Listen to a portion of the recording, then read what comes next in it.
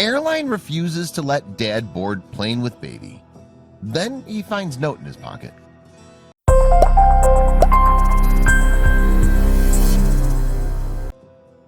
He was stranded without a single place to go as the day was getting later and later. It was only after he boarded the plane, thinking he was on his way home, that the unimaginable happened. Out of nowhere, a woman informed the new dad that he wouldn't be flying today and that he'd better come with her right now. It was April 2018 when Ruben Swift traveled to Phoenix. He was happier than he'd been in months, and he had good reason to be. Ruben had just become a father, but circumstances had not been kind to the new dad. On the day he heard the good news, he thought that things were finally looking up, but his happiness would be short-lived. Ruben had been through a long legal battle to get here, but he'd done it. The court had granted him full custody, which meant that he'd be allowed to fetch his newborn baby, Ruandria, and take her to his home in Ohio. He couldn't wait to meet her, but he had no idea that fate was about to throw him a loop. The joyous new father then left the hospital in Phoenix with his little Ruandria, now only a member of this world for a mere 4 days, and headed straight back to the airport to prepare for the flight to her new forever home. Everything was previously discussed and arranged with the airlines. But imagine the horror for the new father when, despite all of this, the ticket officer informed Ruben that none of this really mattered at all.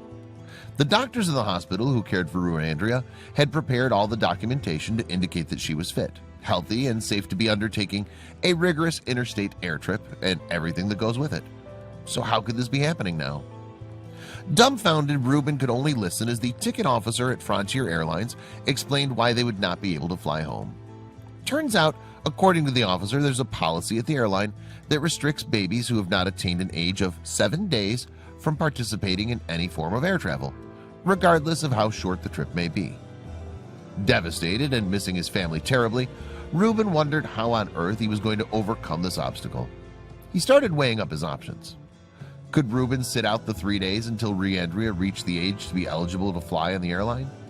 Could he look for a different airline that doesn't have the same policy? What other option did he have to find their way back to his home in Ohio? He was racking his overwhelmed and confused brain. But wait, now for the next obstacle.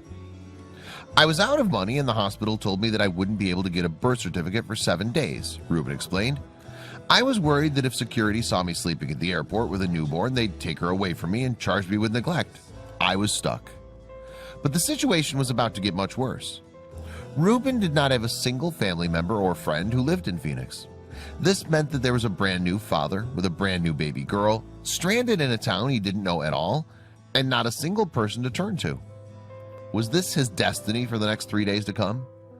Starting to panic at the thought of not being able to give his new little bundle of joy the best possible care, he took control of his emotions and started to think rationally and positively.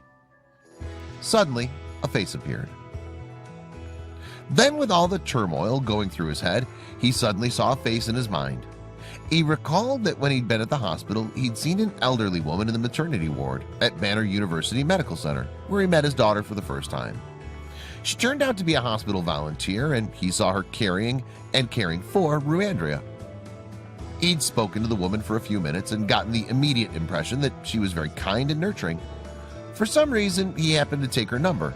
He'd written it on a piece of paper and had put it in his pocket. But he didn't even know if she was going to remember him, or his daughter if he called her. Standing with a newborn in his arms, stranded at the airport, and with no other options presented to him, he gathered his thoughts and decided to follow his intuition. Pulling the crumpled note out of his pocket, he dialed the number and prayed when it began to ring. Please answer, please. Everything was writing on that phone call. This is where Joy Ringhofer steps into the picture, and the start of a beautiful and heartwarming story unfolds. Even her name is significant. This act of kindness, which began with only 3 days, turned into a lifelong connection and touched the hearts of millions of people all over the world. Joy invited Ruben and little Ruandria into her home with open arms.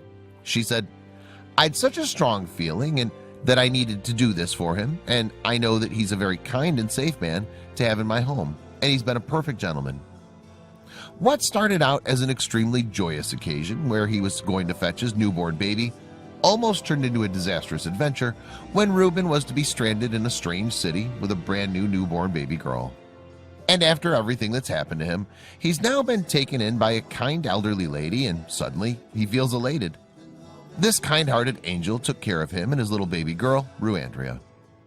Ruben remarks that when he called her, she said that she was going to come and fetch him and take him home. Ruben still laughed and thought she was going to drive him all the way to Ohio, but little did he know she was going to take them into her home and care for them. Ruben remarks that she could easily have said that there was a problem and refused them. Instead, she made them part of her family, and even though they were complete strangers, it was never an issue. She fed Ruben and little Ruandria and made sure they were comfortable and happy. Joy would sit up at nights and hold little Ruandria as if she were her own.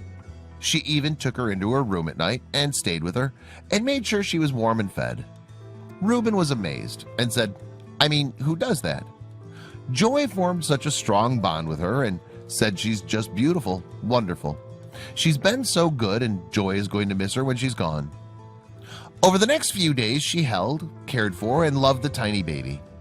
The three strange companions became so close they even went to the cemetery to visit the grave of the 78-year-old great-grandmother's husband, who had recently passed away of Parkinson's disease. Ruben was so taken in by this unconditional kindness and says Joy is Ruandria's grandmother, and Joy has gained a granddaughter.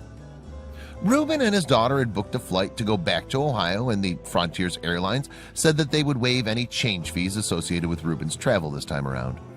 How does the saying go? Too little, too late?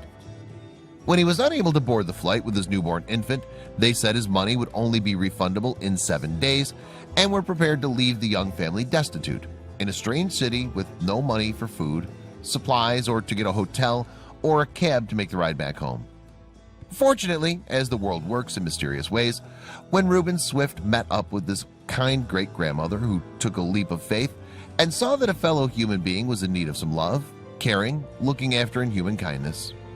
In this small act of kindness, so many new unbreakable bonds were formed: a family, grandmother, granddaughter, and a friendship.